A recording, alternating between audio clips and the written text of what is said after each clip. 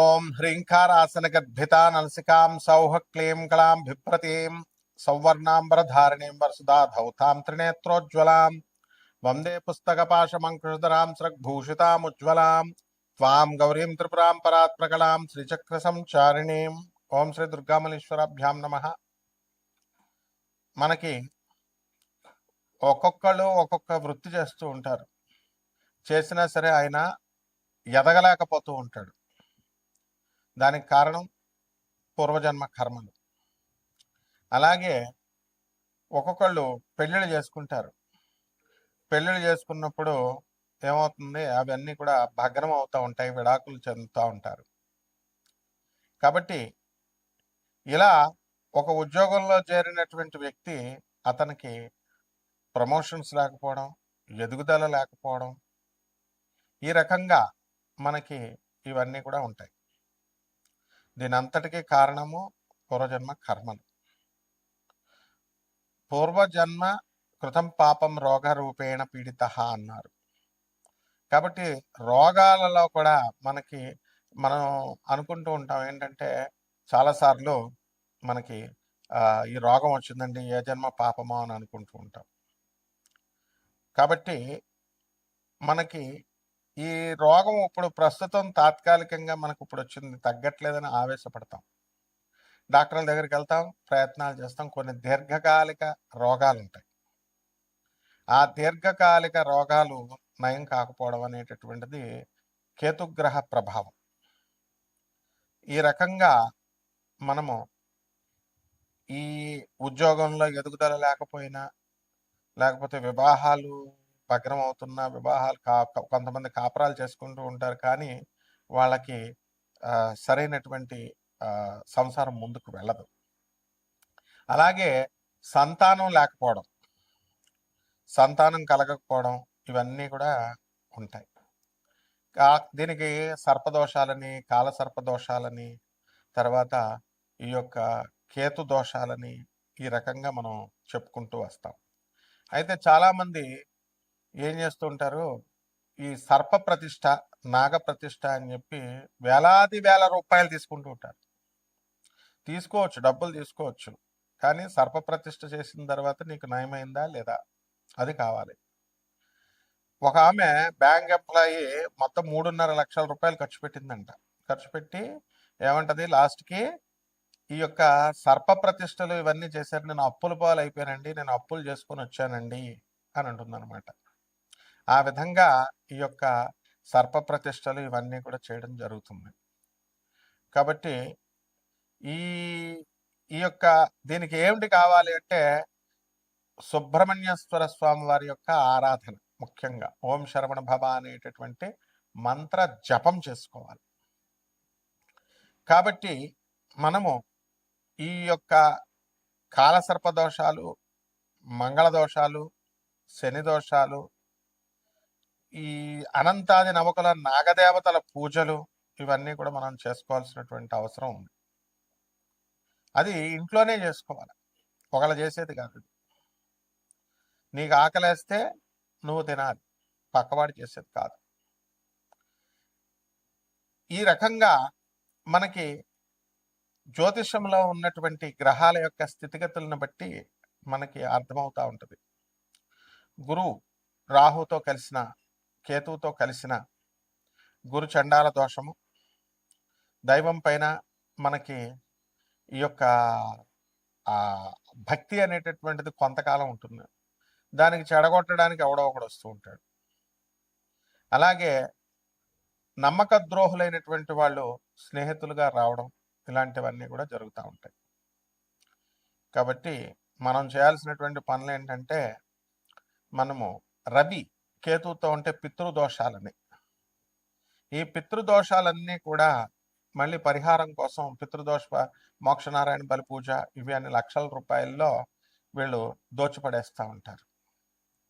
కాబట్టి మనం చేయాల్సినటువంటిది ఏంటంటే, కేవలము గురువు యొక్క అనుగ్రహముతో మాత్రమే మనకి ఇటువంటి దోషాలు పోతాయి. ఇటువంటి హోమాల వల్ల, యజ్ఞాల వల్ల, వీటి వల్ల ఏమీ ప్రయోజనం ఉండదు. కేవలం వాళ్ళ మాటల గారడీతో వాళ్ళు చెప్తూ ఉంటారన్నమాట. ఇలా 1,00,000 రూపాయలు ఇవ్వండి, మేము 10 మంది పంతులు గారులను పెట్టి లేకపోతే నలుగురికి పంతులు గారులను పెట్టి మేము చేస్తున్నాం. నీకు రిజల్ట్ అవుట్‌కమ్ అనేటటువంటిది, అవుట్‌పుట్ అనేటటువంటిది అవసరం. ఈ రకంగా మనకి గ్రహాలన్నీ కూడా ఈ తండ్రి అనారోగ్యం వల్ల, లేకపోతే తండ్రి యొక్క సలహాల వల్ల వీళ్ళు నష్టపోవడాలు, ఇలాంటివన్నీ కూడా తండ్రి సలహాల వల్ల లేదా తల్లి సలహాల వల్ల మనం నష్టపోవడాలు, ఇలాంటివన్నీ కూడా జరుగుతూ ఉంటాయి. తండ్రి నష్టపోవడం వల్ల ఏమవుతాయంటే అండి, తండ్రి సలహాల వల్ల నష్టపోవడం అనేటటువంటిది మనకి పితృదోషం. అలాగే చంద్రుడు స్ట్రాంగ్గా ఉండకపోయినా మీకు ఏమవుతుంది, మాతృదోషం అనేటటువంటిది ఏర్పడుతుంది. కాబట్టి మనం చేయాల్సినటువంటి పని ఏంటంటే, ఈ మనము సాధన అనేటటువంటిది మనం చేసుకోవాలి. గురు సాధన. జగద్గురువులైనటువంటి దత్తాత్రేయ స్వామి వారు, జగద్గురువులైనటువంటి కృష్ణుడు, మరి దక్షిణామూర్తి, ఇలాంటి వాళ్ళని మనం ఆరాధించుకోవాలి. రాఘవేంద్ర స్వామి, ఆ జగద్గురు అయినటువంటి ఆదిశంకరాచార్యులు వారు. మధ్యలో ఈ పూజల పేర్లతో, హోమాల పేర్లతో, యజ్ఞాల పేర్లతో వచ్చేటటువంటి వాళ్ళు చేసేటటువంటివి ఏవి కూడా కలిసి రావు. నిర్మోహమాటంగా కలిసి రావు. వీళ్ళు ఏమన్నా పవర్స్ ఉన్నటువంటి వాళ్ళ, వీళ్ళేంటి, వీళ్ళ చేసేదేంటి మీకు పూజలు? ఇది చూసుకోవాలి. కేవలం వాళ్ళ పొట్టకూటు కోసం తీసుకుంటారా అంటే పొట్టకూసు కోసం తీసుకోవట్లే, అడ్డంగా దోపిడీ అనమాట. కాబట్టి ఈ 12 ద్వాదశ రాశుల మీద మనకి ఇప్పుడు ఏ విధంగా ఉంది పరిస్థితి, వీళ్ళకి ఏమైనా సర్పదోషాలు, ఈ యొక్క గురుచండాల దోషాలు, ఇవన్నిటి వల్ల మనం ఎదగలేకపోతున్నాము, ఒక్కొక్క రాశి వారిగా మనం చూద్దాం. సింహరాశి. ఈ సింహరాశి వారికి అందరికీ కూడా సప్తమంలో ఉన్నటువంటి రాహుగ్రహ ప్రభావం వలన భార్యాభర్తల మధ్య వితండవాదాలు, కాస్త అన్యోన్యత అనేటటువంటి తగ్గడానికి అవకాశాలు ఉంటాయి. ఇగోలకు వెళ్తారు. అయితే మానసికంగా కేవలం భార్యాభర్తలు అని కాదు, పిల్లల గురించనో లేకపోతే ఇతరత్ర కారణాల వల్లనో మానసికంగా అంత ఫుల్ హ్యాపీగా ఉంటారు అనమాట. అలాగే అష్టమంలో ఉన్నటువంటి శనిగ్రహ ప్రభావం వలన ఏమవుతుందంటే వీళ్ళకి చాలా జాగ్రత్తగా ఉండాలి. పనులన్నీ కూడా లేటుగా జరగడం. ఒక్కొక్కసారి మనకు పనులు లేటుగా అయితే రెండోసారి వదిలేస్తాం. ఓ 4 ఆఫీసులు మనం ఉద్యోగం చేసినప్పుడు ఎవడో కూడా మనకి ఇవ్వకపోతే నిరాశ వచ్చి వదిలిపడేస్తాం. అలా కాకుండా పట్టు వదలని విక్రమార్కుడిలాగా పని సాధించుకునేటటువంటి నైపుణ్యాన్ని శనీశ్వరుడు మనకిస్తాడు. అలా ఈ యొక్క సింహరాశి వాళ్ళంతా కూడా వాళ్ళకి ఉద్యోగాల్లో ఇన్సెక్యూరిటీ ఫీలింగ్ లేదు. వాళ్ళ ఉద్యోగాలు ఎక్కడికి పోవు. బ్రహ్మాండంగా ఉద్యోగాలు చేసుకుంటారు. జీతభత్యాలన్నీ కూడా బ్రహ్మాండంగా వస్తాయి. అలాగే గవర్నమెంట్ ఉద్యోగస్తులందరికీ కూడా టీఏలు, డిఏలు, అరియర్స్లు ఇవన్నీ కూడా రావడం జరుగుతుంది. అలాగే వన్ టైం సెటిల్మెంట్ అనేటటువంటిది మనకి ఈ యొక్క లైఫ్లో మనకి జరుగుతుంది. కాబట్టి ఈ యొక్క రాశి వారికి అందరికీ కూడా వీళ్ళంతా కూడా మహిళలు ఎంతో ట్రాన్స్ఫర్స్ కోసం ప్రయత్నిస్తూ ఉంటారు. అయితే వారు కోరుకున్న చోట్లకి ట్రాన్స్ఫర్స్ రాకపోవడం వల్ల నిరుత్సాహపడతారు. ఏమండి, మేము మా అత్తగారులను చూసామండి, ఆడపడుచులను చూసామండి, మరి వీళ్ళంతా కూడా మాకు ఏ విధంగానూ సహాయపడలేదండి.